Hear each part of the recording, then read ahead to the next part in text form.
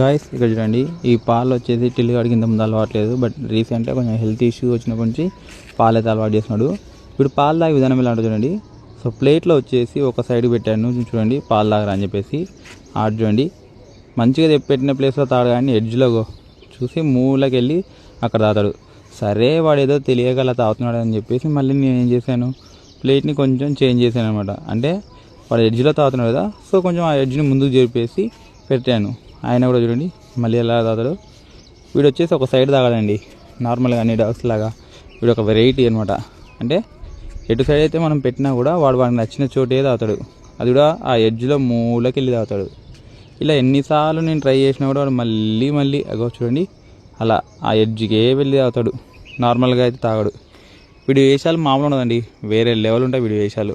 అట్లుంటుంది వీడితో. అందుకే వీడికి టిల్లు అని చెప్పేసి పేరు పెట్టాను. తగ్గట్టే ఉంది.